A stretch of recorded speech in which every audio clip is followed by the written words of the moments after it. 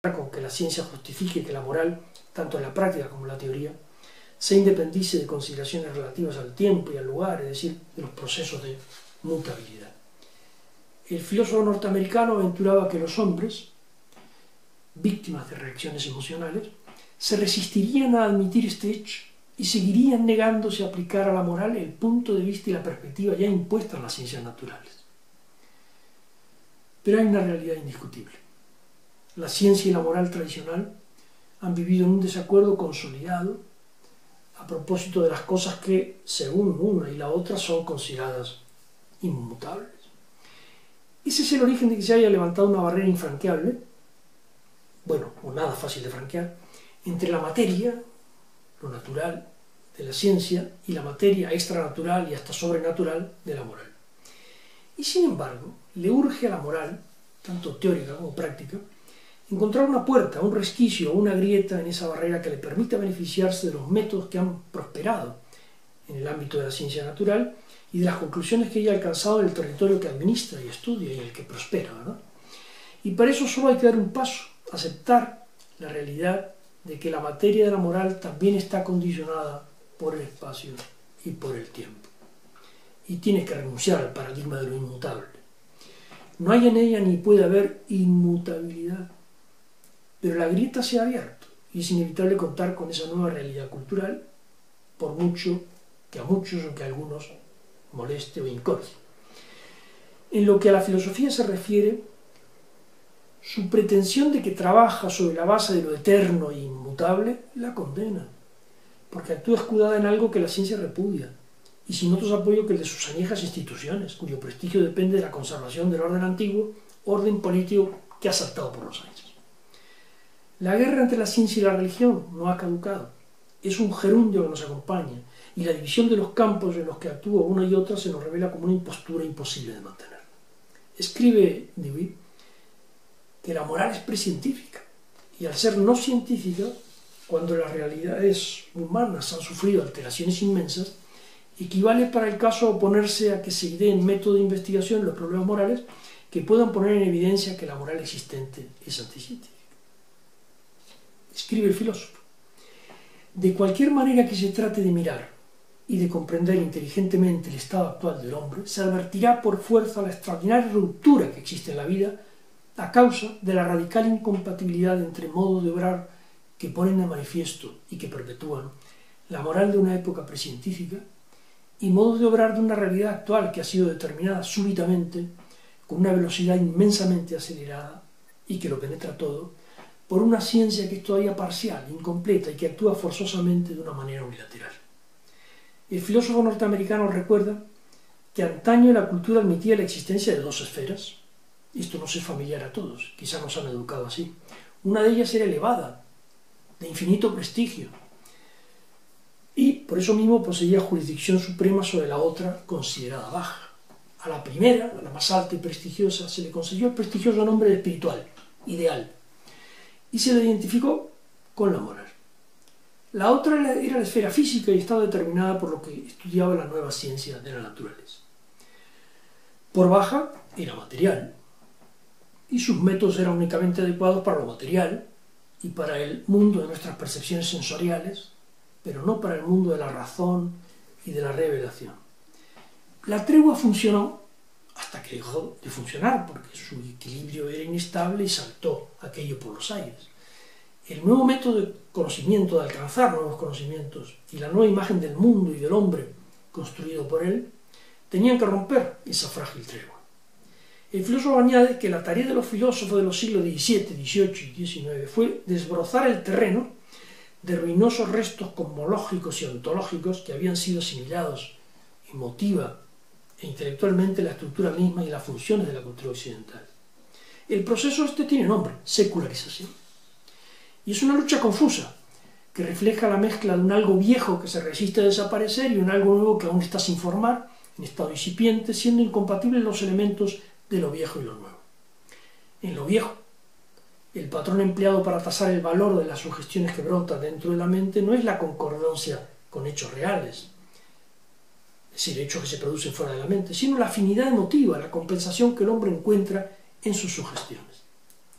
Ahí anidan las antiguas tradiciones y las viejas creencias, intentos fallidos de proporcionar una explicación del mundo, pero satisfactorias emocionalmente, eso hay que reconocerlo.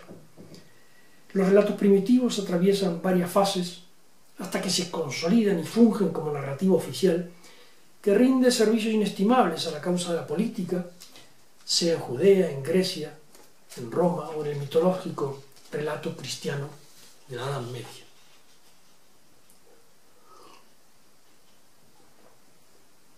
Escribe John Dewey, en uno de sus momentos más lúcidos, me parece a mí, que el conjunto imaginativo de creencias íntimamente asociadas a los hábitos morales de determinados grupos sociales, a sus expansiones, a sus consuelos emotivos, subsiste mucho tiempo coexistiendo con el cuerpo cada vez mayor de los conocimientos de la vida real. Se entrelazan en la medida de lo posible, aunque hay materias en las que ese enlace es imposible, debido a sus contradicciones, pero en esos casos ambas cosas se mantienen separadas, ocupando compartimientos distintos, siendo esa superposición la causa de que no se perciba su incompatibilidad, lo cual hace innecesaria la mutua reconciliación. Muchos son los casos en que esas dos clases de productos de la cultura se mantienen apartados el uno del otro, porque personas con habilidades distintas se apropian de ellos y trabajan con ellos. Escribe el filósofo que una vez que las creencias religiosas y políticas han adquirido un estado social definido y un valor y una función política, se hacen cargo de ellas las clases más elevadas, asociadas al ejercicio del poder y a su legitimación. Entre tanto, los obreros y artesanos, que trabajan con la prosaica material real del conocimiento, material poco prestigioso, ocupan una capa social mucho más baja, y esa clase de conocimiento suyo es objeto de menosprecio social, con que se habitúa a mirar al trabajador manual atareado en actividades útiles para el cuerpo. Y el filósofo encuentra en esa división social del trabajo la causa de que en la Grecia antigua el método experimental quedase confinado a unos pocos y no se transfiriese al resto de la sociedad.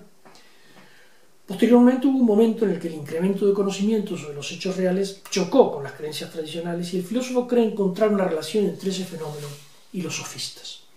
Ellos tuvieron mala reputación porque eran una manifestación de la lucha entre los dos tipos de cultura y ese conflicto tenía un efecto perturbador sobre el sistema de las creencias religiosas y el código moral de conducta ligado a esas creencias. Y Sócrates habría sido condenado por ponerse de parte del método realista, lo cual se interpretó como un peligro para los dioses y también para la juventud, a la que corrompería con su propuesta. El filósofo norteamericano prosigue sus reflexiones y observa que todas las filosofías clásicas han establecido una distinción terminante entre dos reinos. Uno es el mundo religioso y sobrenatural de la tradición popular, que se convirtió progresivamente en el mundo de la realidad más elevada y última y prestigiosa. Y la filosofía se arrogó la función de demostrar la existencia de una realidad trascendente. Ese es uno de los dos reinos. El otro es el mundo prosaico, sin prestigio alguno, el mundo empírico de la experiencia cotidiana. Y se buscó en la realidad absoluta y prestigiosa de la filosofía la única garantía segura de verdad en los problemas empíricos, en aquel tiempo común sean cuales fueran esos problemas. Pues bien, añade el filósofo, que hasta hace poco tiempo no ha surgido otro concepto distinto de lo que debe ser la tarea propia de la filosofía, tarea a la que él se entrega en los textos que nos leo hoy y que estamos comentando. Y como dice el filósofo, si aceptamos que la filosofía no surgió a partir de una materia intelectual, sino de una materia social y emotiva, adoptaremos una actitud más crítica frente a las filosofías tradicionales.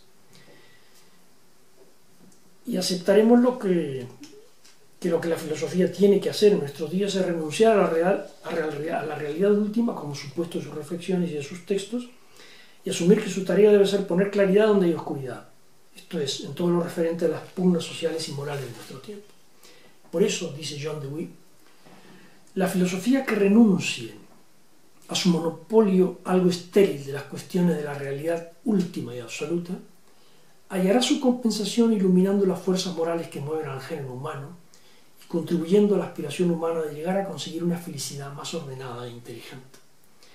No hacerlo así, añade el filósofo, supone abandonarse y estancarse en la definición de lo ya conocido, en su sistematización de acuerdo con cánones ya fijados por la ortodoxia, es decir, es condenarse al estancamiento, no a prosperar en nuevos conocimientos.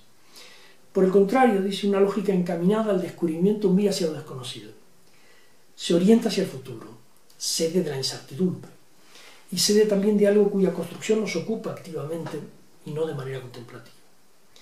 Esa decisión abre el camino al pensamiento para emprender nuevas e inexploradas rutas, porque entiende que urge la prevención crítica hacia las verdades recibidas, que considera un material, un contenido, unos textos a estudiar, para comprobar por medio de nuevas experiencias y no como material que es necesario enseñar dogmáticamente y aceptar sumisamente.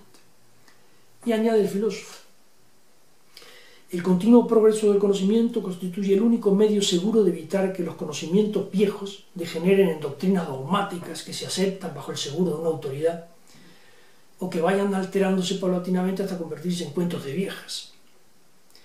Porque frecuentemente ocurre que las supuestas verdades que nos legaron las generaciones que nos han precedido son en realidad errores sistematizados y prejuicios de nuestros antepasados, y poco más.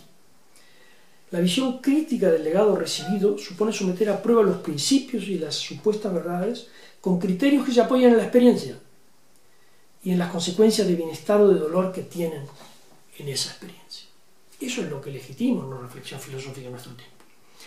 Trasladar la atención y el pensamiento desde otro mundo a este, desde el sobrenaturalismo de la Edad Media hacia el placer y las contradicciones del mundo de la observación activa, supone la decadencia gradual de antiguas instituciones y de su autoridad.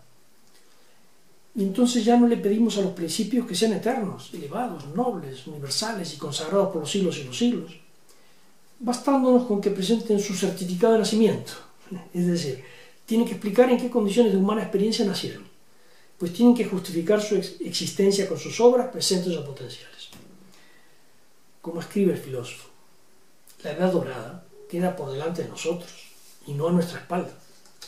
Y esa edad dorada necesita una revisión profunda y comprometedora del propio concepto del conocimiento como actividad y como trofeo del hombre sobre su entorno al que también él pertenece. El filósofo recuerda que la versión aristotélica del conocimiento lo concibe como algo que se ejecuta en solitario, al margen de la realidad. Esto es una actividad contemplativa. En consecuencia, la filosofía nada tiene que hacer fuera de sí misma, pues es una actividad que está encerrada dentro de sí misma, recluida, que se ejecuta y progresa sin asomarse a la realidad, actitud que hizo suya la teología cristiana. Y ante ese estropicio cognitivo, el filósofo propone el concepto activo del conocimiento, el concepto activo del conocimiento, lo que supone algo más y algo que tiene consecuencias para la filosofía y para la realidad, pues ese concepto supone puentes entre una y otra, la adopción del método experimental. Pero eso será tema de una próxima charla.